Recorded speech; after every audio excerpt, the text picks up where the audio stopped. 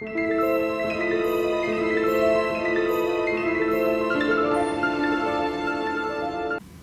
there, everybody. Jason here with a special edition of Star Wars Jabba. This is going to be a 2022 wrap-up to look back at all the things that happened this year in the Star Wars world, as well as a look forward to 2023. Now, before I get started, I want to give a special shout-out to a buddy of mine. His name's Anthony. A while back, I put out an open call to do Zoom chats that I would post on my YouTube channel, and I was planning on having our conversation be sort of a companion video to this one, but unfortunately, due to my lack of technical savvy, I wasn't able to make that happen. So I want to again thank him for his time. Hopefully next time I'll have better technical expertise and we can make that happen. So let's go ahead and dive into this look back at 2022.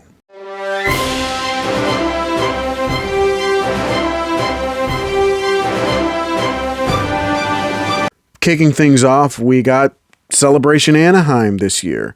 It had been a couple years since we'd had a celebration due to the pandemic, but it was back in full swing. I wasn't able to go myself, but I did catch the live streams on YouTube, and I gotta say, I had a really good time. You could feel the energy of the people coming off the screen, and everyone was just happy to see each other, and we got so much cool news, some of which I will talk about here in a little bit. Next up was Book of Boba Fett. We ended 2021 with the beginning of the show, and it ran through the first portion of 2022.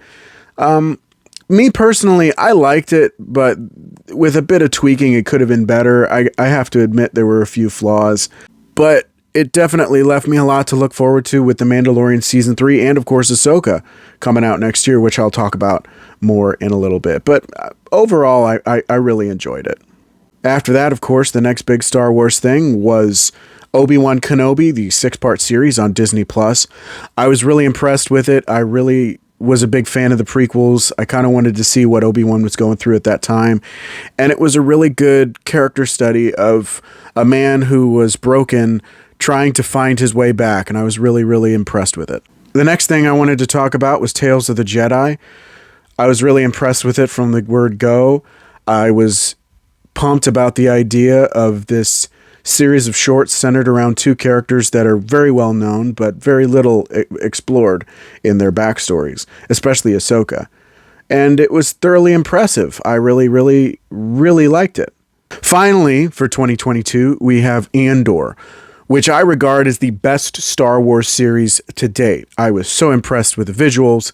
The character development was incredible. The slow burn, it just all came together so well, and I was so impressed with it. And again, I find it to be the best Star Wars series to date, and I can't wait to see what they're going to do with it moving forward. So now I want to move on to what I'm really looking forward to out of Star Wars in 2023. Right out of the gate, we have The Bad Batch Season 2 coming to Disney Plus on January 4th. I was really impressed with the first season. I really got connected with the characters, and I really can't wait to see where they go in Season 2. Also, we have The Mandalorian Season 3 starting in March, which, if you've got your timeline, if you figured out your timelines, The Mandalorian Season 3 will premiere while Bad Batch Season 2 is still running, so we'll have two Star Wars series running simultaneously for at least a month. And that I'm really excited about. It's going to be a Star Wars overload in the month of March. Next up, the big thing that I'm really excited about is the Ahsoka series, which has long been teased and hinted at since The Mandalorian Season 2. We've gotten update after update, and I can't wait to see what's coming. We've got live action Rebels characters, the potential for Grand Admiral Thrawn, and I'm just really, really excited about this series. I can't wait to see when it comes out. It said it's going to be sometime in the spring, but we'll get more details, I'm sure, as it gets closer to release time. But I'm really pumped about this series. Another series I'm really looking forward to is Skeleton Crew with Jude Law. I cannot wait to see it. It sounds like Goonies in space, and it takes place during the rise of the First Order. I cannot wait to see more in this era. I think it'll be really, really cool. And I'm just really excited. John Watts is leading the series, as we know from the Spider-Man Homecoming trilogy. And I'm really, really, really impressed with those movies. So I can't wait to see what he does with the Star Wars series. Finally, I started this whole thing with Celebration Anaheim in 2022. And I'm bringing it back to Celebration London in 2023, or Celebration Europe. I can't wait. I'm so happy that we have two celebrations back to back, and I can't wait to see what comes out of it.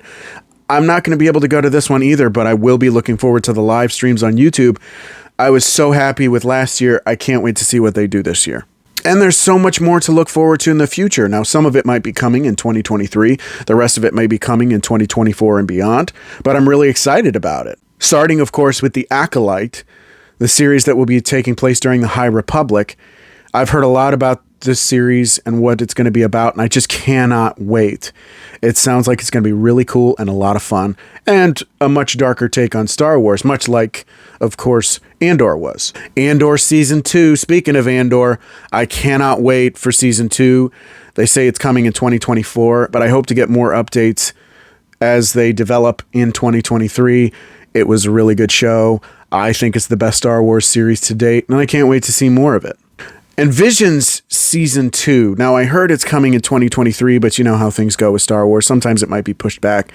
This was an idea that I was really impressed with in the first season when they did the shorts by different anime directors, but this time they're going to different studios across the world, like Brazil, Japan, Korea, the United States. I cannot wait to see these different styles all mingle in the Star Wars universe. I was really impressed the first time, and I honestly can't wait for this one. And the last one that I'm still holding hope for is Rogue Squadron. Now, because of what was going on over at DC, Patty Jenkins said she's working on Rogue Squadron even more now than she was before.